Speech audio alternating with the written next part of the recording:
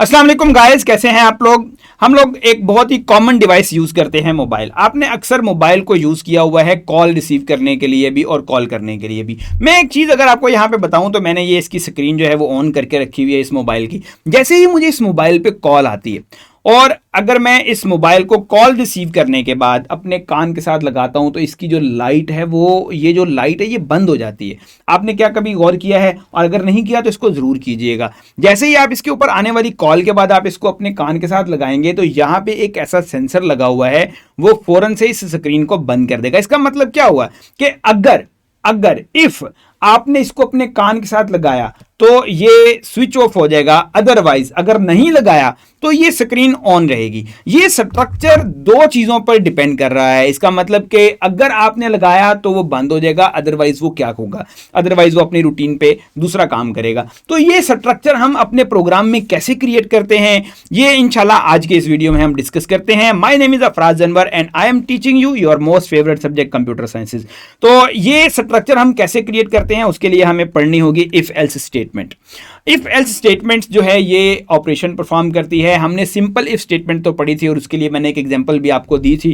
तो जो if else statement है ये कैसे ये ऑपरेशन परफॉर्म करेगी, ये कैसे लिखी जाएगी, तो ये देखते हैं हम अपनी अगली स्लाइड के अंदर और वहां पे जाके बात करते हैं इसके बारे में। लेकिन इससे पहले मैं स्टूडेंट्स आपको एक बात बता दूं, तो ये बहुत ही इंपॉर्टेंट शॉर्ट क्वेश्चन है, ये बहुत ही इंपॉर्टेंट लॉन्ग क्वेश्चन है।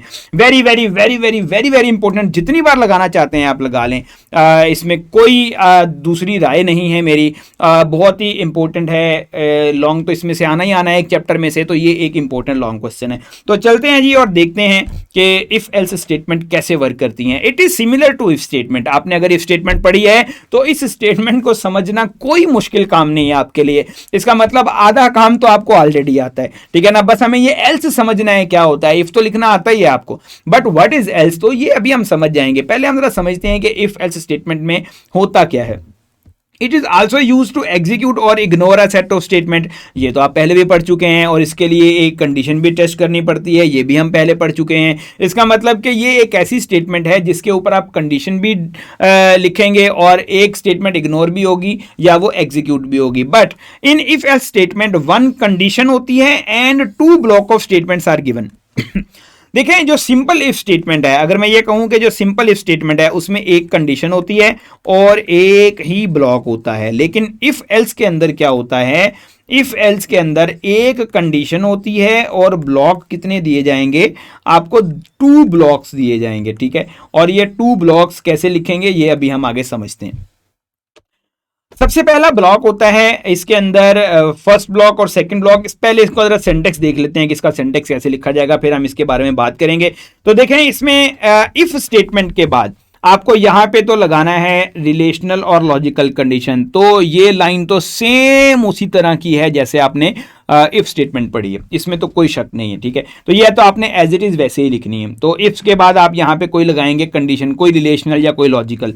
जैसे आप लिखेंगे इफ कोई भी नंबर आपने लिख लिया कि x इक्वल टू 10, तो ये कंडीशन या तो ट्रू होगी फॉल्स, ठीक है। उसके बाद क्या होगा, यहां पे आपको लगाने हैं डेलीमीटर्स, ठीक है। ये 2 डेलीमीटर्स लगाने हैं, ये ना भी लगाएं तो भी ठीक है, लेकिन ये कभी कभी जरूरी हो जाते हैं लगाने। कब जरूरी होते हैं कब नहीं, ये इंशाल्लाह एक प्रोग्राम में समझ जाएंगे हम। एक होता है फर्स्ट ब्लॉक ऑफ स्टेटमेंट, यहां पे आपने पहला ब्लॉक लिख दिया, फिर उसके बाद आगे लिखा हुआ है आपने एल्स।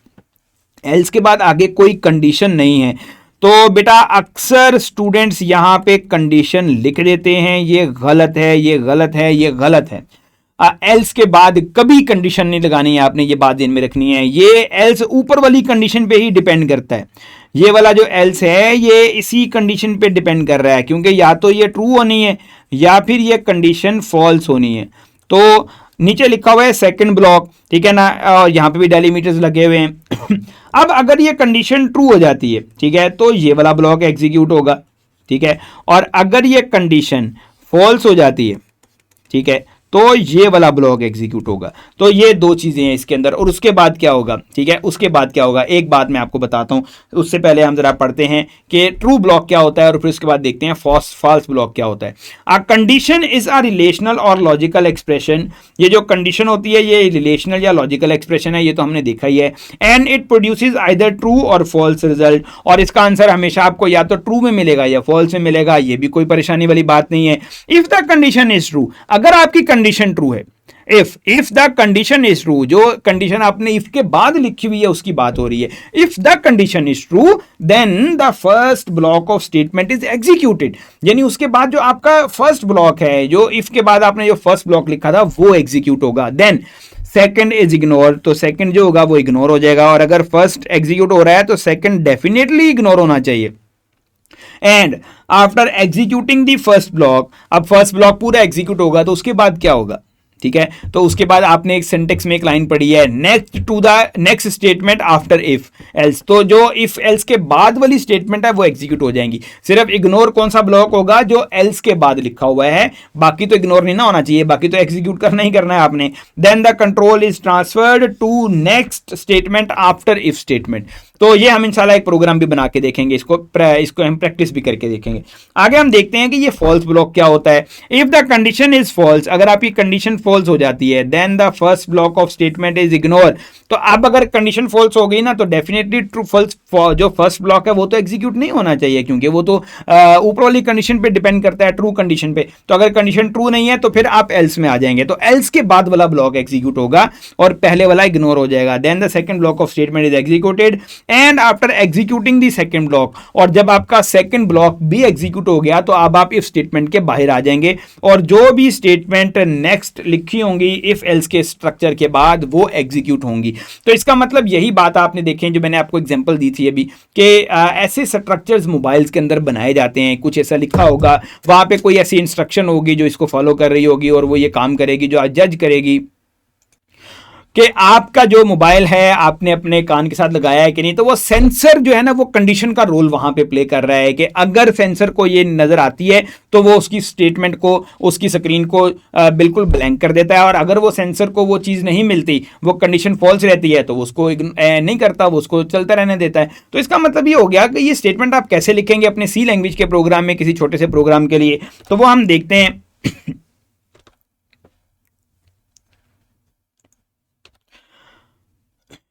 इसके लिए स्टूडेंट्स एक बहुत ही इंपॉर्टेंट कॉन्सेप्ट जो है फ्लो चार्ट, ये एक बिल्कुल नई चीज़ है आपके लिए। ये आपको पेपर में अगर आपको लॉन्ग क्वेश्चन आता है तो ये ज़रूर बनाना होता है, ठीक है। और ये फ्लो चार्ट कैसे बनाया जाता है, इसके लिए आपको 10th क्लास में अगर आपने कंप्यूटर पढ़ा हुआ है तो ये आपको इजीली समझ में आ जाएगा ये फ्लो चार्ट कैसे बनाया जाता है। और अगर नहीं आता तो ये 2-3 फ्लो चार्ट होते हैं, बस इनको थोड़ा सा याद कर लीजिएगा, ईजी हो जाएगा। ये जो सिंबल यहाँ मैंने यूज़ किया हुआ है ना, जिसके लिए सिंबल आपको सेम यूज़ करना होता है, आप ये सिंबल चेंज नहीं कर सकते, ये बात ध्यान में रखनी है जी।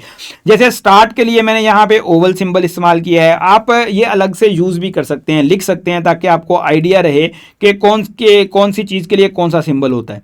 तो स्टार्ट के लिए हमने कौन सा सिंबल इस्तेमाल किया है, मैंने यहाँ पे स्टार्ट करने के लिए एक ओवल लाइन लिखी है, तो ये ओवल शेप है, ठीक है। तो ये ओवल शेप है, ये आप लिख लीजिएगा। फिर उसके बाद आगे आपने कंडीशन चेक करनी है। देखें हम बात कर रहे हैं इफ स्टेटमेंट की, तो इसके साथ ही इफ स्टेटमेंट शुरू हो रही है, तो जैसे ही इफ स्टेटमेंट एग्जीक्यूट होगी तो आगे तो कंडीशन टेस्ट होगी। तो आगे आपको कोई कंडीशन देखनी है, अब या तो ये कंडीशन ट्रू है या ये कंडीशन फॉल्स है। तो अगर ये कंडीशन क्या हो रही है ट्रू हो रही है, देखिए मैं यहाँ नीचे ट्रू लिखा हुआ है, if condition true block of if statement, तो जो इफ का ब्लॉक है, यानी जो इफ के बाद लिखा हुआ है, जो इफ और एल्स के सेंटर में लिखा हुआ है वो इफ का ब्लॉक है, तो वो एग्जीक्यूट होगा। और उसके बाद क्या होगा, उसके बाद आप आगे आ जाएंगे कहां पे, नेक्स्ट स्टेटमेंट आफ्टर इफ के अंदर। तो आगे देखें ये वाली स्टेटमेंट इग्नोर हो गई जब ये एग्जीक्यूट हो रही है। तो अब अगर ये वाली स्टेटमेंट की बात करें हम, तो अगर ये वाली स्टेटमेंट, ये वाली कंडीशन फॉल्स हो जाती है, तो अब आप आ जाएंगे एल्स ब्लॉक के अंदर। तो देखें if condition false then else part will be executed, और जब एल्स का पार्ट एग्जीक्यूट होगा तो आप कहां आ जाएंगे, तो आप आ जाएंगे इसी कनेक्टर के ऊपर, और वो नेक्स्ट स्टेटमेंट आफ्टर इफ पे एग्जीक्यूट हो जाएगा। तो आप देखें ये जो स्टेटमेंट, ये जो रेक्टेंगल्स हैं, ये आपने एज इट इज लगाने हैं, और ये बेसिकली आप देखें 3 लाइनों को कनेक्ट करने के लिए लगाया गया, तो इसको हम बोलते हैं कनेक्टर सिंबल। तो ये सिंबल भी आप कोशिश करेंगे ये भी लगाइएगा, और उसके बाद नेक्स्ट स्टेटमेंट के बाद आपका जो प्रोग्राम है वो स्टॉप हो जाएगा, और स्टॉप के लिए भी ओवल शेप इस्तेमाल होती है। तो आप ये देखें कि अगर आपकी इफ ब्लॉक के बाद फॉल्स वाली स्टेटमेंट एग्जीक्यूट हो रही है, एल्स वाली, तो आप देखें ये इग्नोर हो रही है। तो एक स्टेटमेंट एग्जीक्यूट हो रही है और एक इसके अंदर इग्नोर हो रही है। तो मेरा ख्याल है ये कोई इतना डिफिकल्ट नहीं है, बहुत ही ईजी है आपके लिए इंशाल्लाह। इसके लिए हम एक सिंपल सा प्रोग्राम बना के जो बना हुआ है वो देखते हैं कि ये कैसे होता है। तो एक सिंपल सा प्रोग्राम हम यूज करते हैं, लीप ईयर और नॉट लीप ईयर। ये क्या होता है जी, आपने एक प्रोग्राम बनाना है और उसमें आपने ये कैलकुलेट करना है कि आपने अपने प्रोग्राम को एक ईयर का नंबर दिया है। फॉर एग्जांपल एक ईयर दिया है आपने 2008, और आप चेक करना चाह रहे हैं कि ये लीप ईयर है या नहीं। लीप ईयर कौन सा होता है? लीप ईयर वो होता है जिसके अंदर 29 डेट होती है फरवरी की, उसको हम बोलते हैं लीप ईयर, और ये हर 4 साल के बाद आता है। अगर आप ये देखना चाह रहे हैं ना कि कौन से ईयर्स में, कौन से ईयर्स में फरवरी जो है ना वो 29th डेट का होता है, तो इसको 4 पे डिवाइड करें। अगर ये 4 पे पूरा डिवाइड हो गया तो वो लीप ईयर होगा, अगर वो 4 पे डिवाइड नहीं हुआ तो वो लीप ईयर नहीं होगा। ये सिंपल सा कॉन्सेप्ट है। तो यहाँ पे भी एक स्ट्रक्चर बना हुआ है आपके सामने, आप देखें यहाँ पे एक वेरिएबल बना हुआ है y, और इस y के अंदर हमने एक ईयर एंटर करना है। तो आगे लिखा हुआ है एंटर ईयर। प्रिंट एफ से एक मैसेज डिस्प्ले होगा आपको एंटर ईयर। स्कैन एफ से स्कैन एफ से आप यहां पे y के अंदर वैल्यू एंटर करेंगे। तो y में जो भी वैल्यू एंटर होगी, आप देखें वो %db लिखा हुआ है क्योंकि आपने ऊपर डाटा टाइप लिखी हुई है। तो मैं ये स्कैन एफ वगैरह आपको नहीं बता रहा ये कैसे लिखी जाती है, आपको ये ऑलरेडी पता है ये कैसे लिखनी है। तो स्कैन एफ जो है ना उसमें आप y के अंदर वैल्यू एंटर कर देंगे। तो जब आप इस स्टेटमेंट के ऊपर आएंगे, इफ स्टेटमेंट के ऊपर, तो यहां जो y लिखा हुआ है ना, तो ऊपर y में वैल्यू आ चुकी होगी क्योंकि ये स्टेटमेंट एग्जीक्यूट पहले होनी है।